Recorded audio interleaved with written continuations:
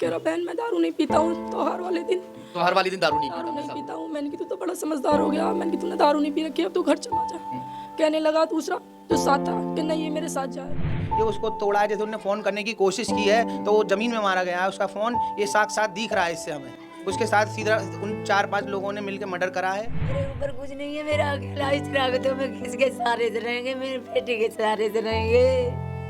मेरा साला कि वो ऑन द स्पॉट खत्म हो जाएगा, वो बिल्कुल सही था और कोई सांस भी नहीं था उसके अंदर। जो हॉस्पिटल वो ले जाता है वहीं पुलिस वालों को खबर करता, वो सब कुछ मार के अस्पताल ले गया था उसको। मैं अकेली रह रही हूँ, मेरा कोई नहीं, मेरी बहन भी चली गई, मेरा भाई भी चला गया, मेरे पास कोई नहीं है। मैं इकलौता भाई था। रोका था, मेरा नहीं माना, मैंने नहीं मान रुकने नहीं दिया उनने। और 6 बजे मेरे पास खबर आ गई कर रविंदर की मौत हो गई है कि ले जाकर अस्पताल में गई। आज इस वक्त मेरी मौजूदगी जिस मकान के अंदर है उस परिवार का इकलौता चिराग बुझ चुका है। परिवार के लोग होली के त्योहार मनाने की तैयारियां कर रहे थे। उसी वक्त एक अनजान शख्स की यहाँ पर एंट्री होती है और वो कहता है कि मैं रविंदर का दोस्त हूँ। रविंदर नाम है ना। अब वो खुद को दोस्त बताता है और उसे साथ लेकर चला जाता है। परिवार के जो लोग हैं वो मना करते हैं, बहन मना करती है, माँ मना करती है कि त्योहार के दिन तुम घर से बाहर मत जाओ, मगर वो नहीं मानता। वो कहता है कि मेरा दोस्त है, थोड़ी देर में ही वापस आ जाऊंगा। मगर उसके बाद बुरी खबर आती है। मैं इस वक्त मौजूद हूँ बुलंदशहर की शाना अड्डा स्थित काशीराम योजना की जो फ्लैट है उनमें एच ब्लॉक में। और मैं सबसे पहले बहन से बात करूंगा। आप बहन है रविंदर की, आपका क्या नाम है? मेरा नाम उमा है। और रविंदर की क्या उम्र होगी? उसकी होगी 35 साल। 35। हाँ जी। शादी अभी नहीं हुई थी? नहीं, शादी नहीं हुई थी। इकलौता भाई था? इकलौता भाई था, कोई नहीं है मेरे में, अकेली रह रही हूँ। क्या हुआ? मेरा कोई नहीं है। मेरे भाई को झूठ बोल के यहाँ से लेके पहले घर से फिर मेरे घर गया था होली खेलने के लिए। मैंने बोला भाई तूने दारू नहीं पी रखी है, कह रहा बहन मैं दारू नहीं पीता हूँ, त्योहार वाले दिन दारू नहीं पीता हूँ। मैंने कि तू तो बड़ा समझदार हो गया, मैंने कि तूने दारू नहीं पी रखी है, अब तू घर चला जा। कहने लगा दूसरा जो साथ था कि नहीं ये मेरे साथ जाएगा। मैं कह रहा बहन जी से जाने दो, मैंने ज़्यादा उसे रोका नहीं। फिर वो जो दोस्त साथ आया था, क्या उस दोस्त को आप जानती, कभी पहले देखा था? नहीं, मैं नहीं जानती उसे, पहली बार आया था मेरे पास। वो मुझे ऐसे कह के चला गया। थोड़ी देर बाद मेरी मम्मी की खबर लगी कि मेरे भाई के एक्सीडेंट हो गया, पर ऐसा कुछ नहीं है, एक्सीडेंट नहीं हुआ, उसे किसी ने मारा है। दरअसल होली के त्योहार पर ज़्यादातर अपनी जो लोग हैं वो दुश्मनी निकालने की कोशिश करते हैं। अस्पताल में जाकर देखिए आप, दर्जनों लोग सिर फूटे हुए पड़े हुए हैं। कई लोगों का कत्ल हो चुका है, किसी को गोली मार दी गई है तो किसी को इस तरह से मौत के घाट उतार दिया गया है। वो इंतज़ार कर रहा था शायद त्योहार होने का। जिस तरह का आरोप है कि उसकी हत्या की गई है। आप कौन है उनकी? मैं उनका बहनों ही हूँ रविंदर का। तो घर मेरा किशन नाम है। घर गया था वो देवीपुरा 3:30 पौने 4 बजे करीब में, और उन्होंने होली खेली थी बच्चों के साथ भी और हमारे साथ भी। रविंदर ने, मेरे साले ने, वो शख्स उसके साथ गया था। पहली बार मैंने उसे देखा था, कभी नहीं देखा।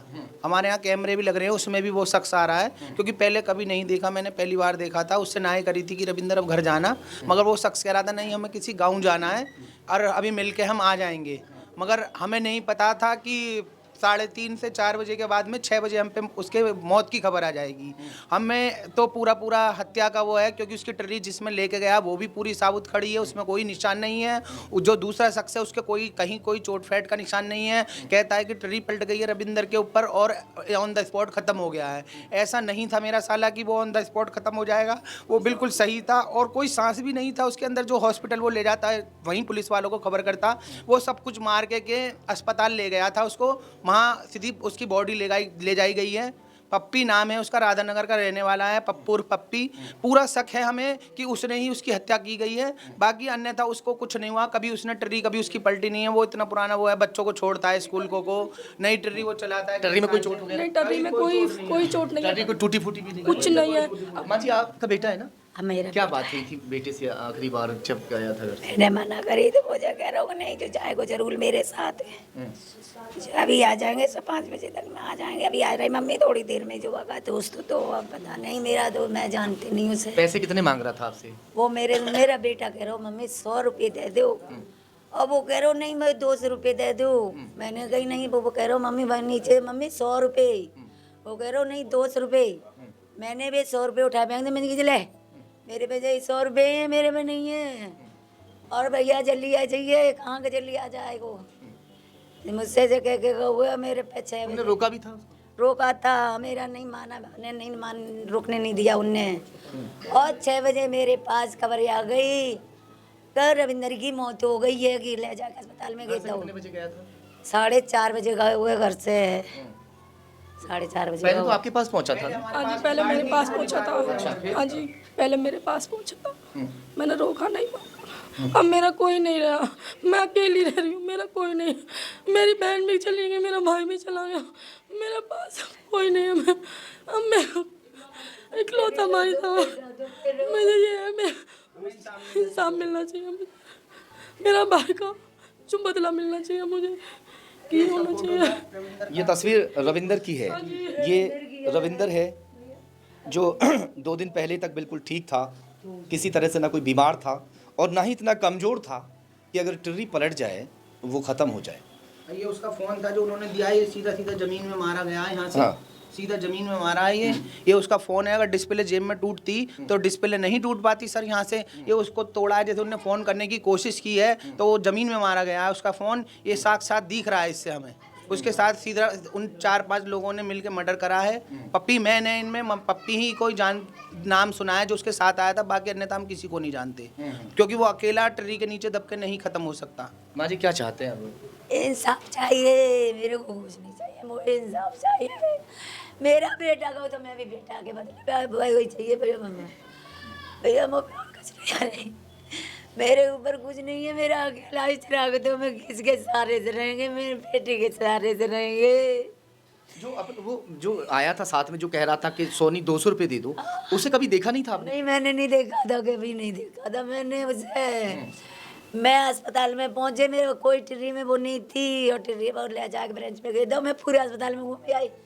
और वो सही खड़ा बंदा, वो ठीक ठाक था, वो बिल्कुल सही था, उसके कोई चोट नहीं है। कहीं चोट नहीं है। झूठे का बचाए करो, मान लो कुछ कर लो, कहीं चोट ना। मेरे बच्चे की चप्पल टिर्री में रखी है, एक इधर रखी है, एक इधर रखी है, कहीं चोट नहीं है मेरे बच्चे के।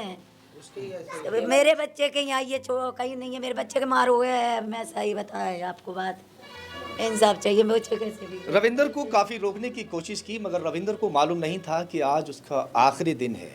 जो उसे साथ लेकर गया था उसके ऊपर आरोप लगा रहे हैं परिवार वाले कि उसी ने हत्या की है, और उसके साथ में हो सकता है कि और भी लोग हों। चलिए खैर, 200 रुपये लेके गो मेरे पे, तो वो बंदा 200 रुपये लेके गो, जबरदस्ती मांग रहे हो मेरे पे 200 रुपया दो, मैंने नहीं दे। 200 पोस्टमार्टम रिपोर्ट आएगी, रिपोर्ट आने के बाद ही साफ हो पाएगा कि मामला हत्या का है या फिर कुछ और।